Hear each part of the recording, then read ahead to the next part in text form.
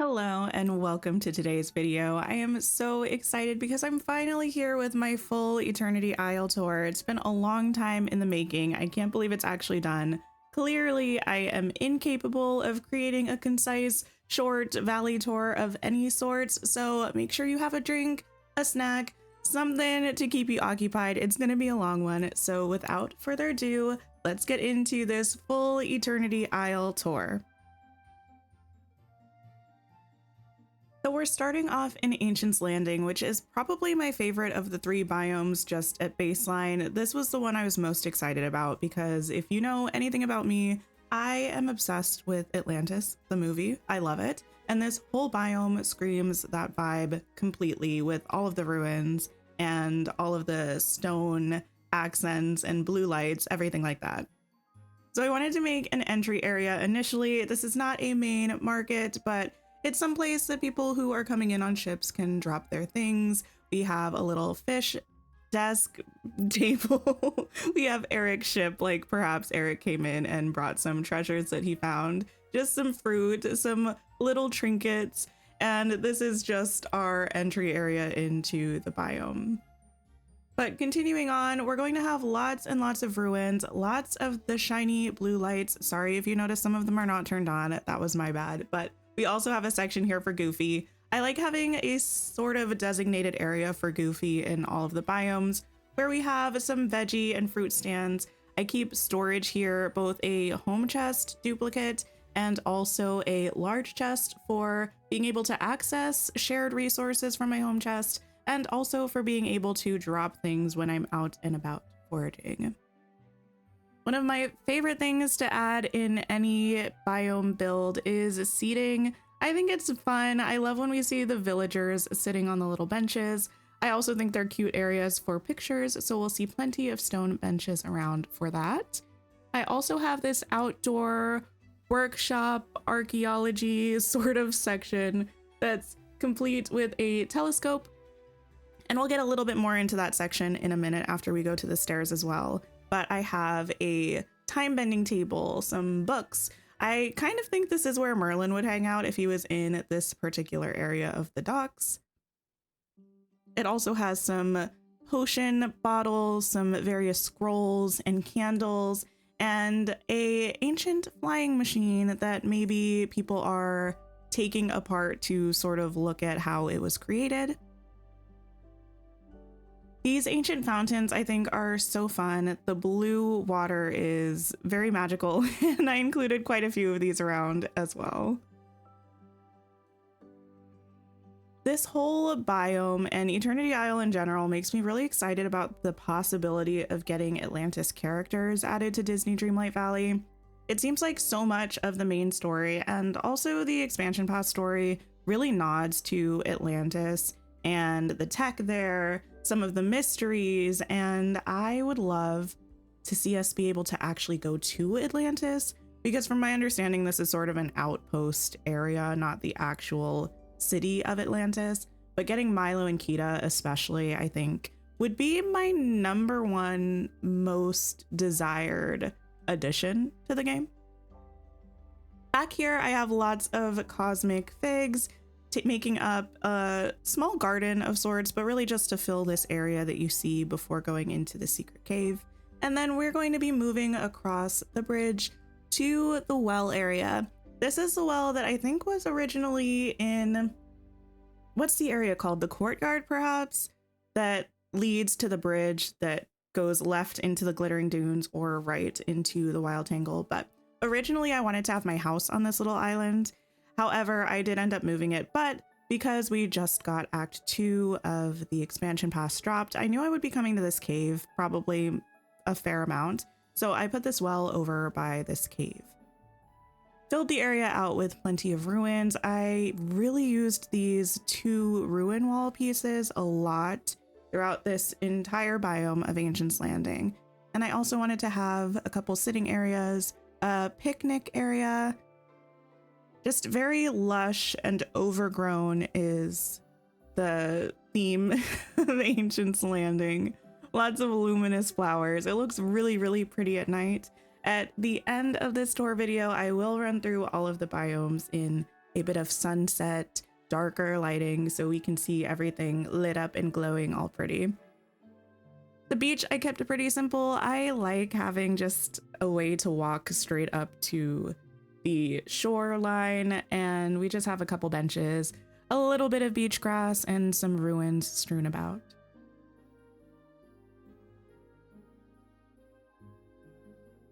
I'm really happy with the way that Ancient's Landing turned out. I used a lot of very similar pieces, a lot of similar design ideas and ways of sticking together the ruins pieces and the walls to kind of form a cohesive, sort of partially explored but very overgrown area still.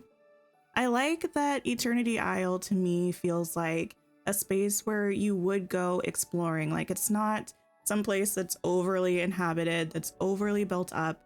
So a lot of the isle has this very sort of natural, sort of overgrown, I need more words, I need better adjectives, natural overgrown sort of feel to it. Another picnic area here right by the beach, so you can look and see all of these ruins. And right now we have these giant black and white fissures in the sky, but we won't worry about that right now. This is where I have my main house on the isle right by the docks. A little bench there. And then we'll get to the other side of the house where I have a small patio of sorts. I think I stuck a crafting table back there. Interestingly, I have a couple crafting tables and time bending tables scattered throughout Ancient's Landing. Unfortunately, pretty much all of them, when I go to interact with them, the camera goes inside of a wall, so I can't actually see my character, but at least I can access them in case I need to use them when I'm running around questing, so that's good. I will say that this pathway is pretty much my favorite path in the game. It was added with the A Rift in Time DLC, and my favorite thing about it is that you can actually see the ground texture through it. It did give me a little bit of trouble in some areas in Ancient's Landing because the natural ground in Ancient's Landing, it has three kind of different colors or textures to it. One is the dark green grass, one is kind of like an orangey, sandy sort of texture, and the last one is something that looks like this brick pathway. And when you overlay the two, it can look a little bit clunky. So I had to get a little bit creative about where I was placing the paths to not intersect too much with the natural path texture of the biome, but I'm pretty happy with how that turned out. This second level of the dock is more like a flowery area to just go and sit, admire all of the luminous flowers. We've got our pathway to the tunnel, and you can see lots and lots of the green and blue luminescent flowers to the far side of this dock area. It looks very compact and crowded, but there's a reason that it's like that, and we'll actually see that once we get to a different area of this biome. But I'm really excited about that. That's one of my favorite things conceptually, I think, in my Ancient's Landing, even though it's not necessarily my favorite in terms of execution, but I tried. We'll get to it. Moving into the next section of Ancient's Landing, this is primarily dedicated to Merlin's house. I thought all of the blue lights, the magic-y floating bits on Merlin's house really suited Ancient's Landing very well. So aside from this seating area, we have diverging paths of very wild ruins and lots of magical, colorful, vibrant plant life. A hidden seating area over here that overlooks the docks and actually has a really nice view through this gap in the wall. I tried to make use of these gaps in the walls on different levels. I think it gives you a nice little vantage point into other parts of the biome where you aren't currently.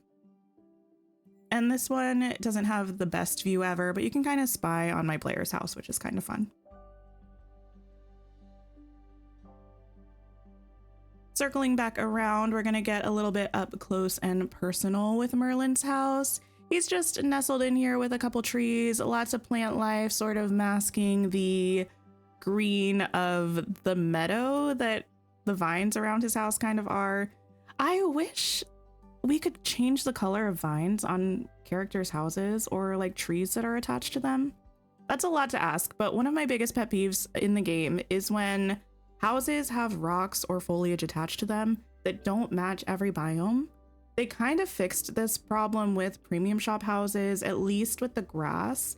Before, the grass texture used to be a specific color that wouldn't change, but now the color of the grass will change to match whatever biome you put it in. I kind of wish that applied to like vines or trees that are also attached to houses.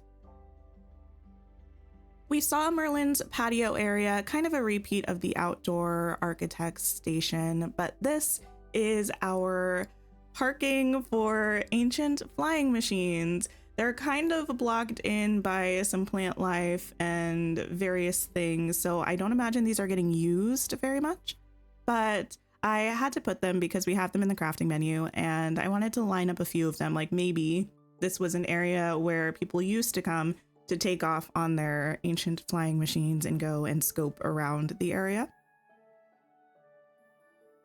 A little hidden section here behind some trees, we have a secret jacuzzi spot that again overlooks the water and some of the ancient guardians, which I think is really peaceful and nice. Feels a bit secluded from everything else, which I really like. I was kind of inspired by the fact that we have so many secret areas, secret beaches, like little tunnels on Eternity Isle. I wanted to play with that in my decorating as well. This level is our sword in the stone section. So you have to weave through the intense greenery and find your way up the stairs to where we have this stone with a sword stuck inside of it. Feels pretty magical. I thought it was fun to create an area nodding to Merlin and Arthur, especially since Merlin's kind of the guardian of this area. Another telescope because I feel like it's a great place to take a look at the skies. And some more seating areas up here. Again, with this wall that has some areas cut out of it, I thought this was a nice spot to have some benches so people could sit down and get a nice view of the dock. One of which we're gonna try to get a good look at here. It's a little tricky with the position of the pillars, but this here is an Atlantean symbol for the letter A. And my idea for this was based on the Atlantis movie. I don't want to go into too much detail. It's a little bit of spoiler, I guess, but yeah, I wanted to have a location in the valley where you could kind of look from a different perspective. And while you might not see it while you're in that area of the docks, level with the flowers, when you get some height, when you get a bit of a bird's eye view, so to speak, it reveals this Atlantean character in their language. I thought that was really fun. A couple more nooks and crannies just to take a peek at. I have an ancient vacuum on every level of every section of every biome because that way I can just go and interact with them, pick up all of the resources. Because I do decorate in a pretty cluttered manner, it can be a bit difficult to gather resources just running around, trying to figure out what's there intentionally, trying to figure out what has grown. So I make a lot of use out of the vacuums. Just another little fuller picture of that Atlantean character there. Another cute sitting spot. We got a little peek at the Toon black and white monkey. And we're moving on to the last section of Ancient's Landing here. Now this feels more commercial to me. I used pathing that doesn't have the cracks through to the natural ground.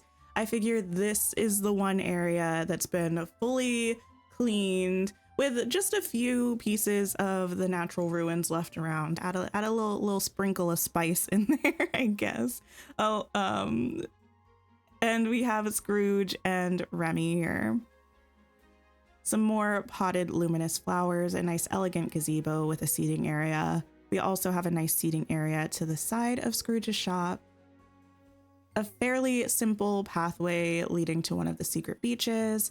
And I think in a second I'm going to walk around Scrooge's shop It's really important to me to always have access to mining nodes. So even when it seems like some of them can't be accessed, they all can, and mostly without too much hassle.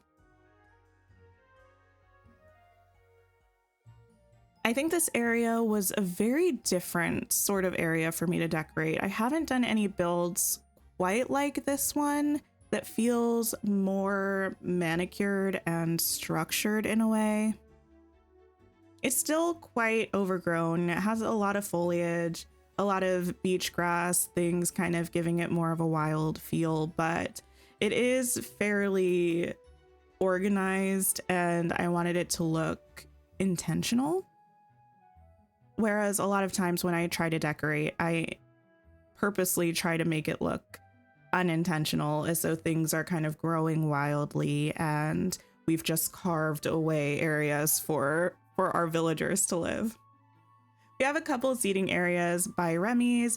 We have the elegant gazebos with some of the tables, and then we have this sort of secret, more secluded, romantic setup amidst all of the ruins.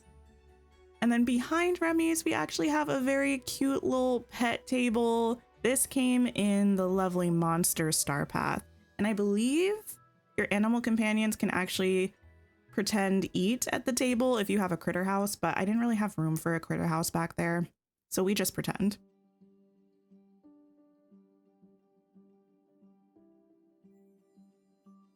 I really like this area, and eventually I might transform more of my Ancients Landing to look in this style, a little bit cleaner, a little bit more manicured, but for now, I'm happy with our overgrown ruins. Now we're going to be moving into our next biome, which is the Glittering Dunes. I'm very excited about this. I didn't have very many buildings that I wanted to put in the Glittering Dunes, so we had to get a bit creative with what we were doing with decorating. This first half of the plains is pretty much just a fluff area that I dedicated to the well. So there's nothing here to do necessarily. There are no buildings, no homes. We have access to our mining rods, but we just have the well set up prominently in the center of this area and a lot of fanfare around it to make it look like a nice square. This entrance leads into our market/bazaar, which we'll get to soon. But this is the centerpiece of this area of the plains. I really liked using this. I think this is the sun-baked earth path with borders. And I used this to frame around the well. And then on either side, I actually made sort of a fence decorating setup with the green bumblestone fence pieces and some trees slotted to either side and some greenery, some foliage kind of behind and around it. And then I sort of framed those as well with some of the sand fountains. I think it ended up looking very nice. Also, these green bumblestone fences, they come in small sections that you can put right next to each other to make a longer fence piece. Interestingly, you craft them under furniture. They're not crafted under fencing or paving, they're crafted under furniture. But when you go to place them in your valley, they should pop up under fences, in case you're looking for them. This secret hidden area is our nod to the ancient civilization. So we have our ancient vacuum here. We have one of the Jafar pedestals, and we have a time bending table.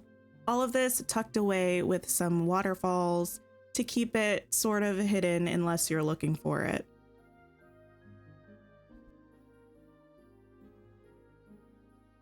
I also made more use of the waterfalls you can see sort of in front of my character here, blocking off the other section of the plains, which we'll look at later. And just a nice sitting area here with a little bit of shade from some of the trees. But I'm sure the waterfall sound would be very soothing, and maybe you'd get a little bit of mist coming off of the water to help you keep cool in the sweltering desert heat. Next up is the Oasis, and this is actually the first area that I decorated in Eternity Isle at all. And this is dedicated to our space friends. So on this upper level here, we have Wally and Eve's little home. I definitely wanted them to be together. They've been separated for too long, so I put their homes right next to each other, made sure they had some fun things like a little cooler for Wally, a radio so he can listen to his music and dance. I kept this area fairly decluttered compared to how I tend to build things. I gave Eve a potted flower in front of her home, like maybe Wally potted it for her. And then we have their little garden area over here where I just planted a few Eternity Isle crop items. I love these pennants. These pennants are from, I believe they were from the Pixar Fest Star Path, which was the first ever Star Path that we had in Dreamlight Valley. They're from the Coco collection. They're so colorful. I never really use them, but I felt like the Glittering Dunes was a nice opportunity to get a good use out of them. I think I used a few in another area of the dunes as well. I had a lot of fun with that. And now we're moving into the lower level, which is Stitch's level, and Stitch is here to greet us, serenading us on the ukulele. He has his home with a spaceship and a wagon that has coconut cake and coffee so he can take it portably wherever he's going and not have to yell at me about it, because that's pretty much the only thing Stitch says to me, that he wants coconut cake and coffee. Well, now he has it. I also kept this area pretty clear. I just wanted it to be nice and accessible and refreshing. I did want it to feel like a reprieve from the rest of the Glittering Dunes and to not feel so overbearing like some of the other areas of the Isle.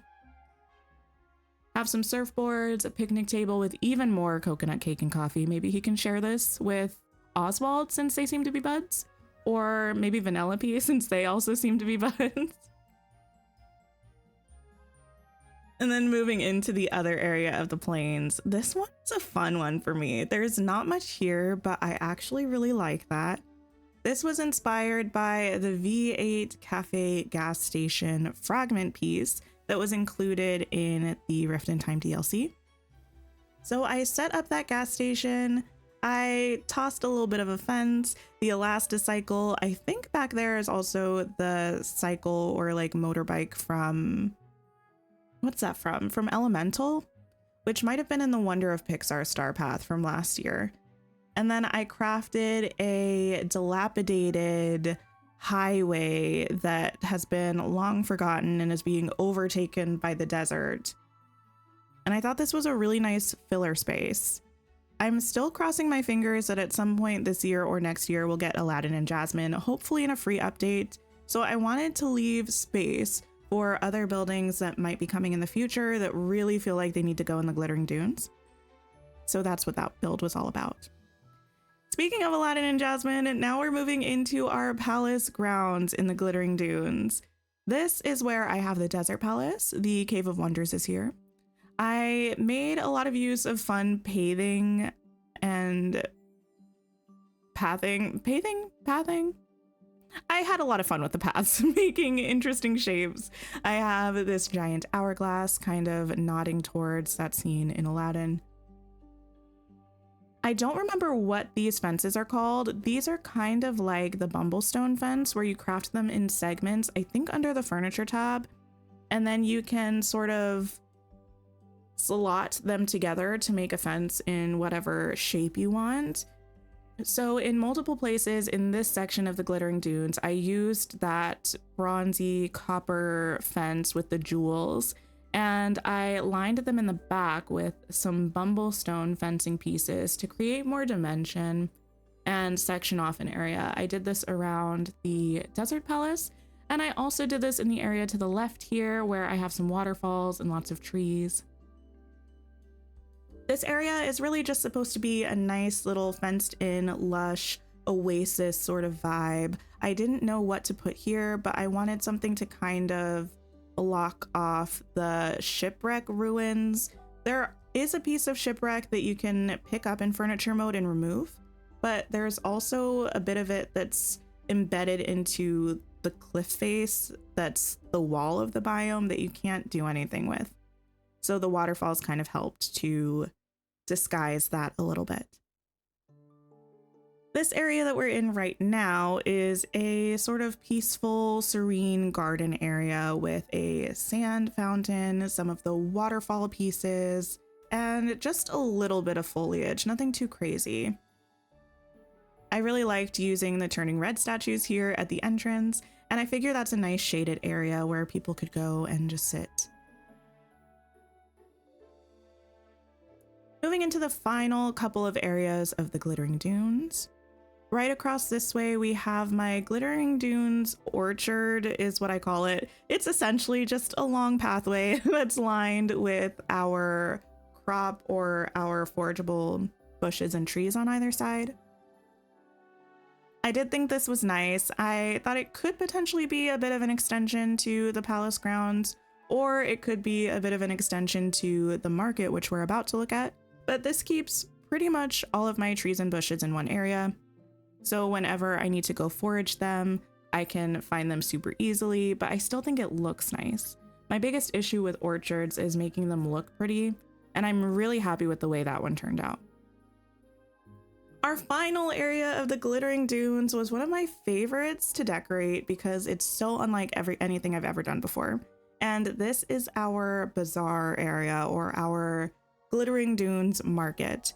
We have our well here right next to a sitting area where if people are not interested in shopping and walking around in the hot heat, they can sit here on these beautiful benches. I think they're from the Tangled collection, with those cocoa pennants again, and just have a seat, have a drink, and relax. This first stall area is our giant botanicals and greenery section. I have lots of different plants, lots of flowers, all available for purchase. Across the way, we have a few different tents. We have the instruments with a piano, some guitars, some phonograms, and some harps. I think also that to the left towards the top, or like the front of the tent, is one of the lute time bending pieces that you can drop, and it looks like an instrument. It's really cute. I also have a gem stall, and this is our seamstress tent. The book that I'm by right now is a time bending piece from the Cinderella collection, so I liked to drop that and put that there, like it's a little book that has patterns in it potentially, or designs for outfits. I thought that was really fun. Again, showcasing how I can get back to that mining node through that sand fountain area. This stretch is beautifully cluttered and chaotic, which I feel would actually be the way that something like this operated. I just think about all the farmers markets and flea markets that I've been to, and they're all there's a lot going on. This tent where Mirabel and Vanessa are having a little hangout is a tea and relaxation area. Again, made use of those waterfall items, Beauty and the Beast tea cart, and the craftable tea blankets from the DLC. Now we have a crafting and painting tent. I used some of the scramble coin pieces as though they're little ceramic statues that you can bring to the painting table and paint. A couch to sort of sit and lounge if someone you're with is doing some painting. I liked having these crafting tables here because it's a place I can functionally go if I'm working on a quest and need to make something really quickly. These red stalls, you can't actually put anything on right now. I plan to put things on them when hopefully they're patched to fix that. But this area is just a fresh produce area with some seeds as well. We have a stall and a table all with lamps.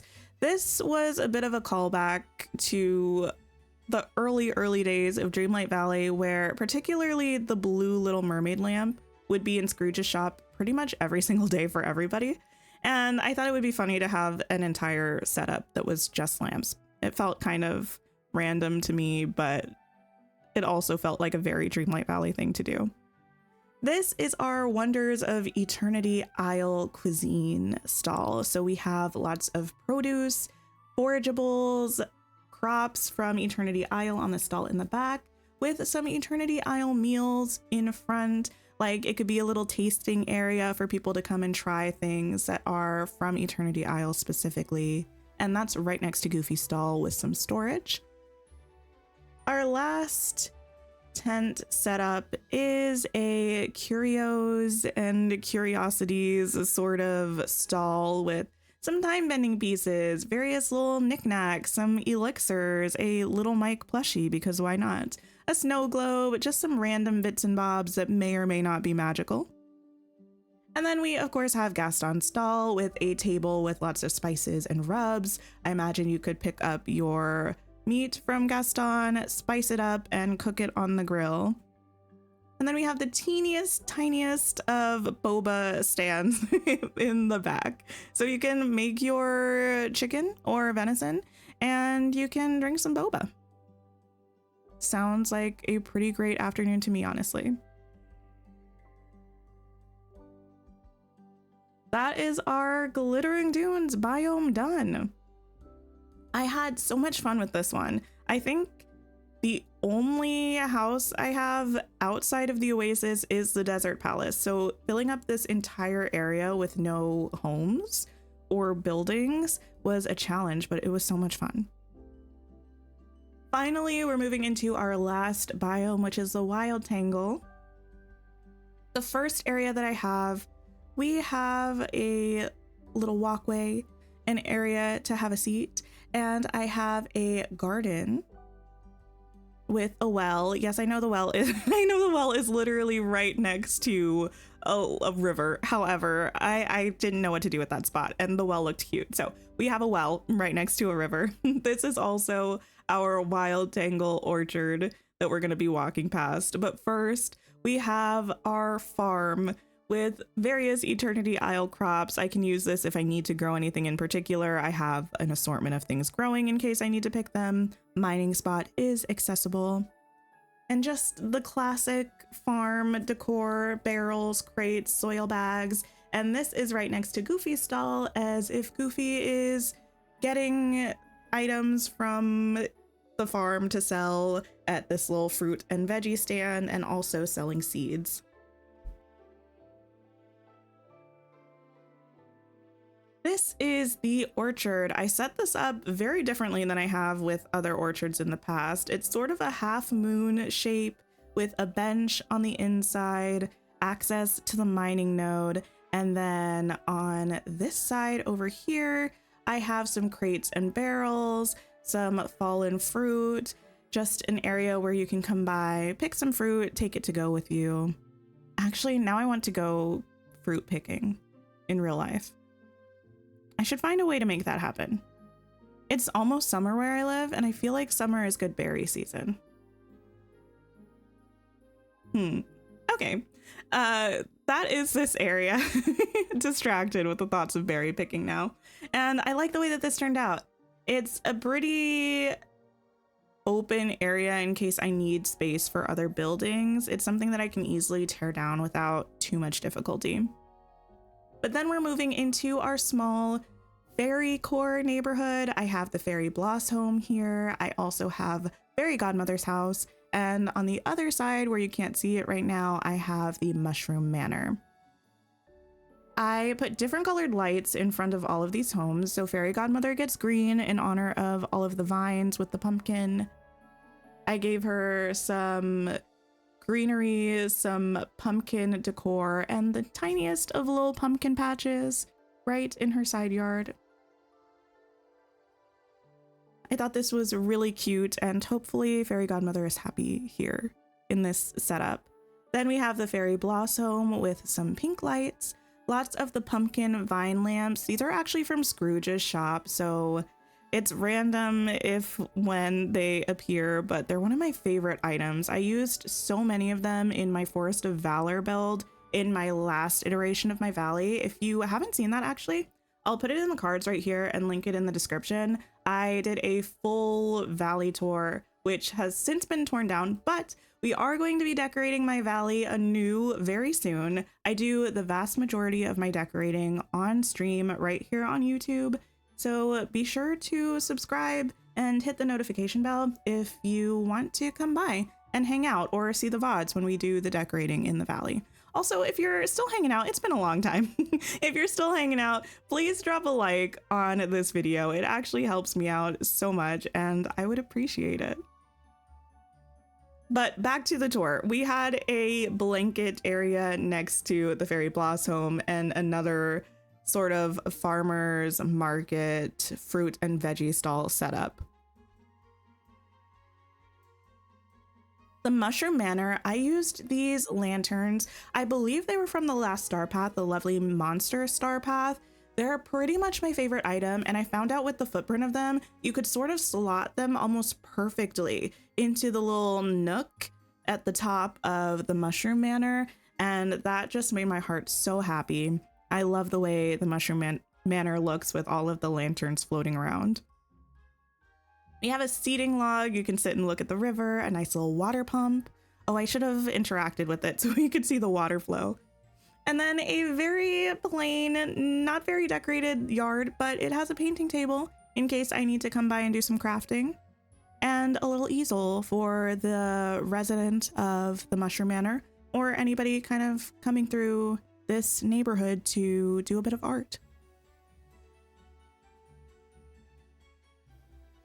I used lots of crates, again, lots of those vine lamps in this area to create a sort of cottage core meets fairy core area. I'm really happy with how it turned out. I think it's cute. I don't tend to do neighborhoods in that way where we have a home in the back and a home on each side, but I had a lot of fun with that.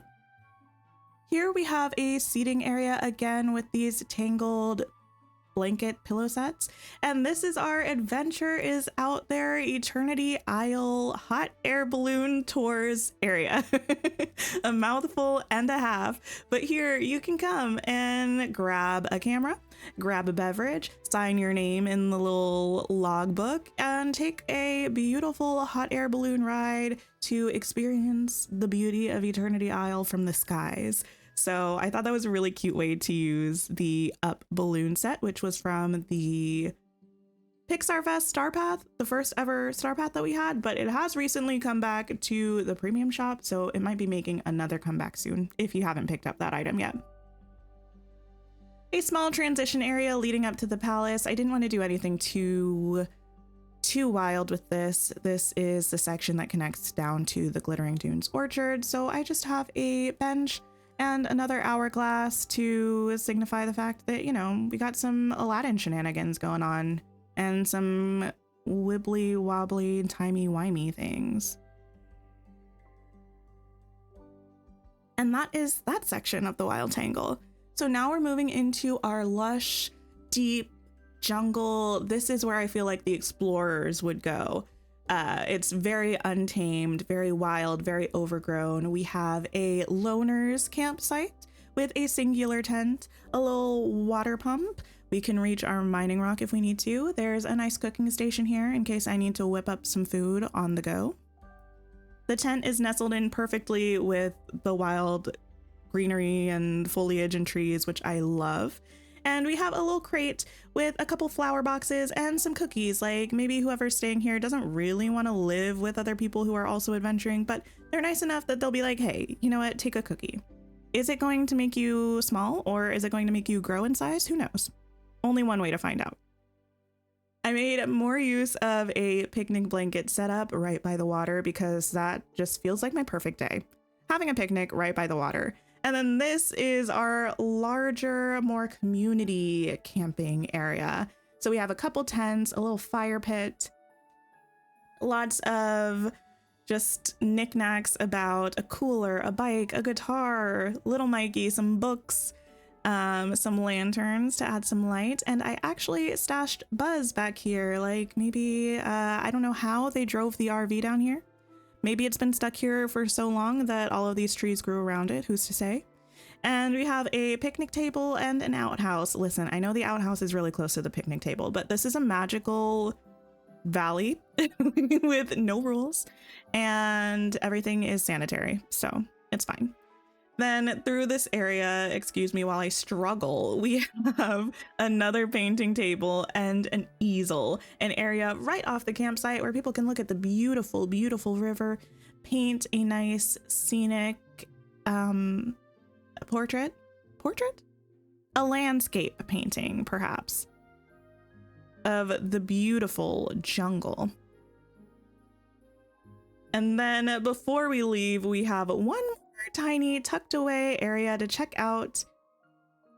Blink and you'll miss it, but if you skirt through these tree trunks a little bit, there's another area right by the water where you can sit and have a lovely time. I almost cut this footage out, but listen, I was trying to sit, picked up a drink instead, decided to drop the drink to put it back, accidentally ate it, and you know what? At this point in the recording process, I was like, you know what? That's just a very me thing to do. So don't mind me. Refreshed with a delicious root beer float, I'm just gonna continue my trek through the rest of the wild Tangle.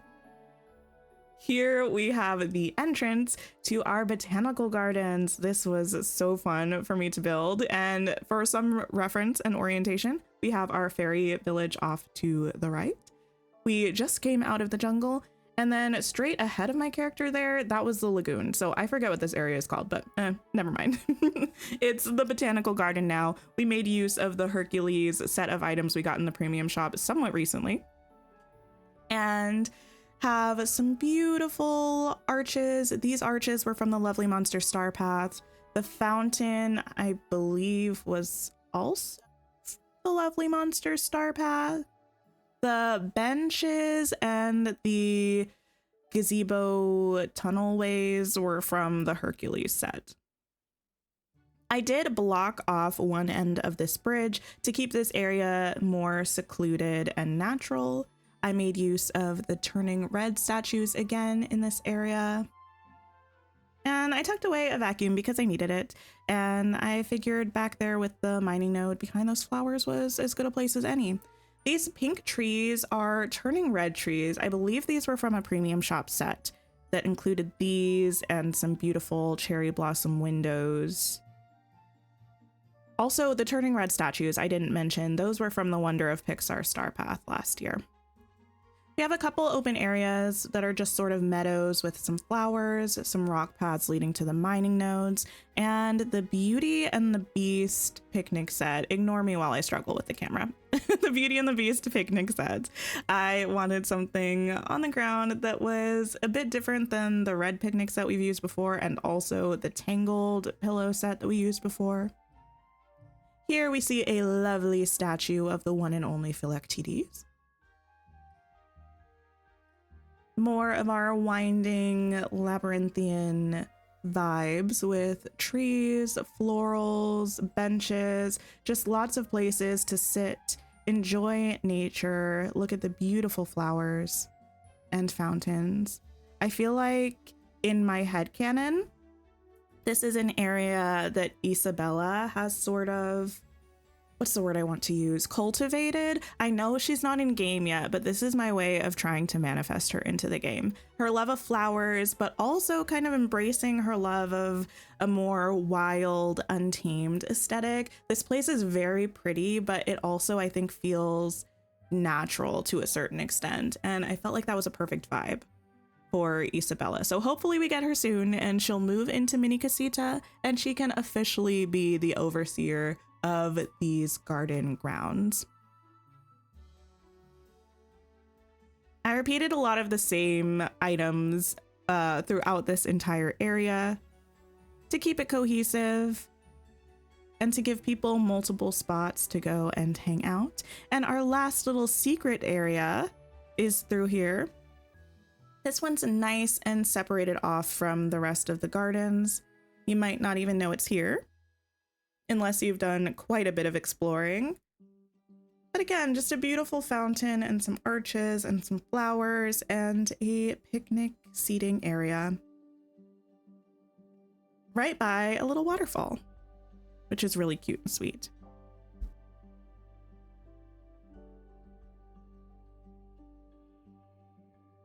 Those are our botanical gardens, and next we're going to be moving into the lagoon. lagoon is pretty much the Madrigal Manor. So this entire area is dedicated to the Madrigal family, even though right now we only have Mirabel. Mini Casita, I think, looks absolutely stunning down here in the lagoon. I wanted to have a nice open pathway to it so you just saw the beauty and the vibrant colors of the house. But around this side, we made use of the tangled pillows again and have a seating area where you can rest, relax, read. It's beautiful and shaded. Pretty much the way that I approached this area for the Madrigals is kind of how I would approach an area for my family. I come from a very big family, and I think when you come from a big family, you need lots of spaces where people can go to just get away from everyone else. It gets very loud, very crowded. So the side and back of the house is sort of a haven for the sisters. We have a flower arranging and potting station for Isabella. We have a nice tree swing that I imagine maybe Louisa would like to sit at to just find some zen and escape from responsibilities for a little while. And then a comfy, cozy couch where Mirabel might like to sit and sip on a bit of tea.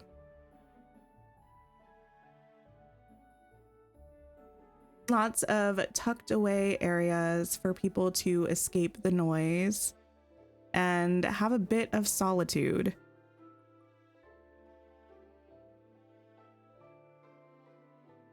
Then we're going to circle back around to the front of the house.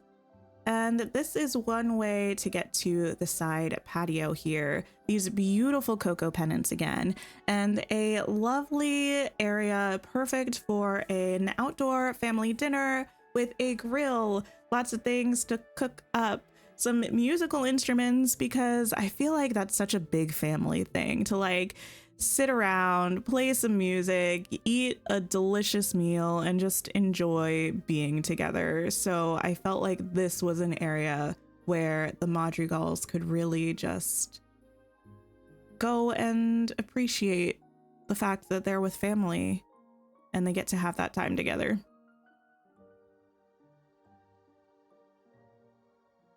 I will say, I really want to have more of the Madrigals in game. Who would you want to have most? Actually, let me know in the comments. Which Madrigal are you rooting for the most? Controversially, perhaps, mine is Antonio, which will make a bit more sense in a little bit, I think. But we also have our well here with more of the beautiful floating lanterns. I was going through a phase when I decorated the wild Tangle, as you can tell. I used the floating lanterns everywhere. This path around is another way to get to the side patio, just displaying that. And now we are going to Antonio's Critter Haven. This is a beautiful outdoor blanket fort with some critter houses. Now I know there are no critters actually running around that area. That's because critter houses, in my opinion, are a bit bugged, and I just couldn't be bothered to try to place them in a place where the critters weren't going to look cursed as they were gliding across the ground and running into each other. So we're just using our imagination. But that's where I imagine Antonio would go and hang out with all of his wild animal friends and have a little area to just, that would be his area to escape. And then another tucked away section with a couple of hammocks right by the water, a beautiful calming place. We can see the view kind of from the side patio and also from the hammocks. I think that would be my spot, the hammocks by the water. And that is the lagoon. So going back through the gardens briefly, we can go to our last couple of areas in the Wild Tangle. We can see the entrance to the Botanical Gardens from this side. This is my favorite entrance. I kind of wish I had put this entrance somewhere else because I rarely enter from this way, but it's still pretty, and we can see it here.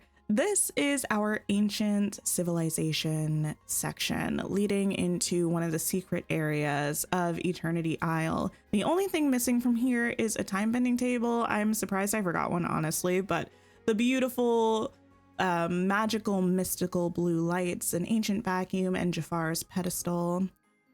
And then a nice seating area on this tiny landing. Nice and shaded and beautiful. and you can look and ponder what all of these ruins are about.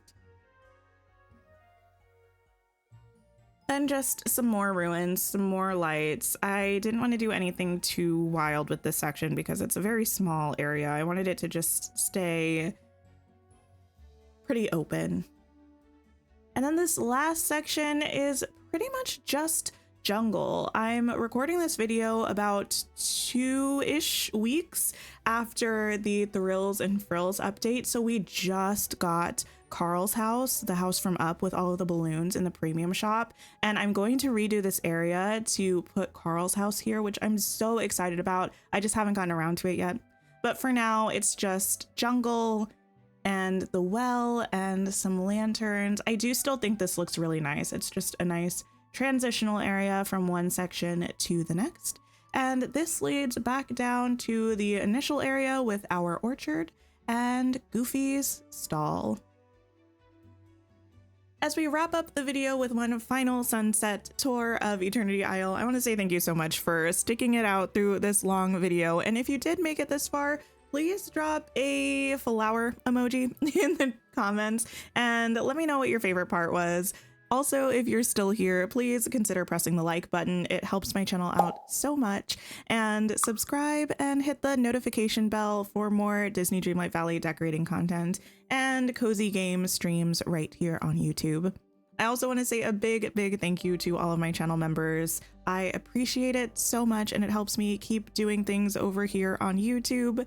To our Tiger Lily tier members, an additional thank you, and to Kitty, my Gilded Lily tier channel member, thank you so much for supporting me in this way and for all of the additional support that you provide for the community and everything you do for us here on the channel. I appreciate you so much. But that is it for me. I hope you enjoyed the rest of this little walkthrough. And until next time, take care of yourselves and I will see you really soon.